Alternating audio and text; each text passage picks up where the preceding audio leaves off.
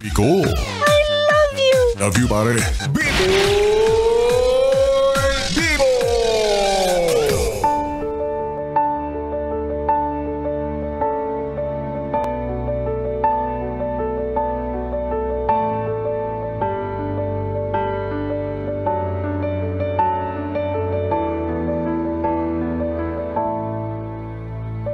Gandang gabi, ako'y nagbabalik, DJ B-Boy Bibo para sa ating BB Time tungkol sa usaping trabaho.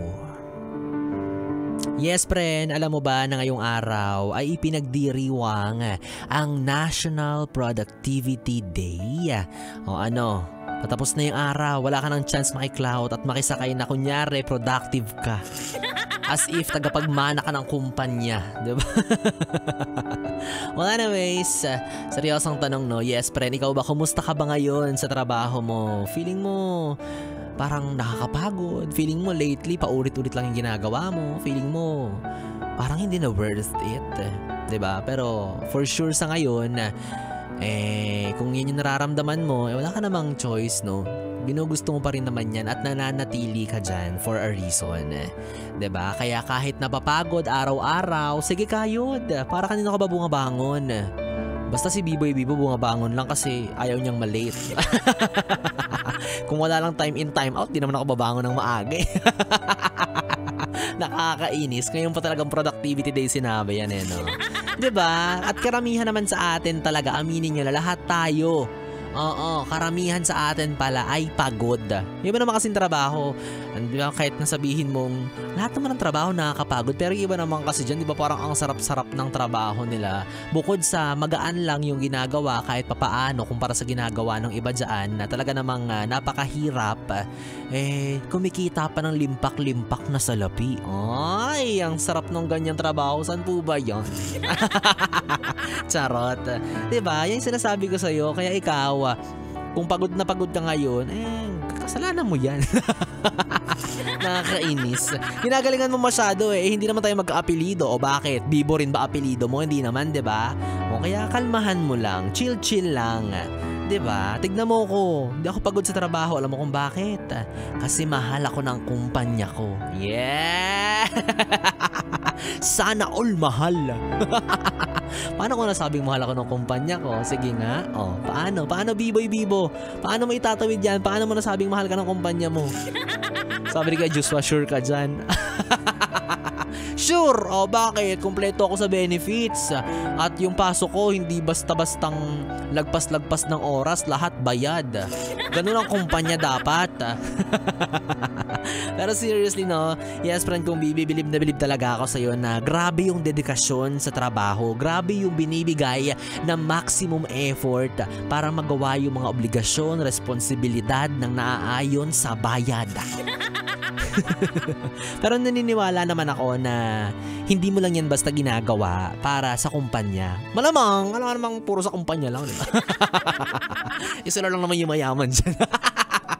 Nakakainis. Diba? Unless ikaw yung tagapagmana, unless sa inyo yung kumpanya, talaga namang gagawin mo yan ng buong puso para lang sa kumpanya. Pero huwag na tayo magpaka-impokrito dito. Ginagawa mo yan para sa sweldo. Diba? Lahat naman tayo ganun Sino ba nagtatrabaho ng libre? Ano?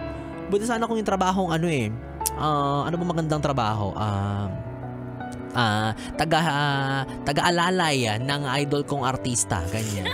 Baka yun, magpapalibre ako. Pero syempre, alam kong dahil yan sa mga inspirasyon mo na mas sipagan, diba? At mas galingan pa sa trabaho. Dahil yan sa pamilya mo? Mali, hindi. Dahil yan sa Meralco. Dahil yan sa mga bayarin mo, dahil yan sa mga bills, sa mga internet na kailangan mong bayaran buwan-buwan. Diba? Pero iba naman, low-key lang din, they give what they get. Diba? Kumbaga, patas lang sa pagitan ng empleyado at kumpanya. Kung ano yung binibigay nyo sa akin, yun lang din yung ibibigay ko sa inyo. Why? Ganon? Patas lumaban. Kumbaga, ito lang yung halaga ng trabahong gagawin ko kasi nakadepende po tayo sa laki ng sweldo. Ay nako, kaya ikaw yes friend kong Bibi, panindigan mo na yung pagpapanggap mo. Oo, aminin mo nung nag-a-apply ka sa trabaho, 'di ba? Buhat na buhat mo yung sarili mo sa interview. I can do all things through Christ.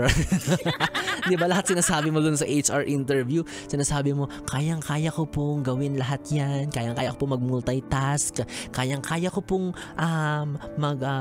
basta po kaya ko po lahat. Kahit po ikaw mismo buhatin ko. 'Di ba? Buhat na buhat yung sarili sa interview, pero nung naging empleyado na, surprisingly, pabuhat ka na sa kumpanya. Oo, yan yung sinasabi nilang gulatin mo yung mga walang bilib sa'yo. Magtrabaho ka nang naaayon sa sweldo. Ganon. Kaya congratulations sa'yo, no, kung yung ginagawa mong trabaho ay yung pangarap mo, 'di ba? Nakakatuwa yan. Sobrang sarap at sobrang fulfilling yan. Sige, sabihin na natin hindi man na-feed niyan yung wallet mo. Oo. Pero at least, 'di ba, na-feed naman niya yung soul mo. Soul talaga. Food for the soul pala.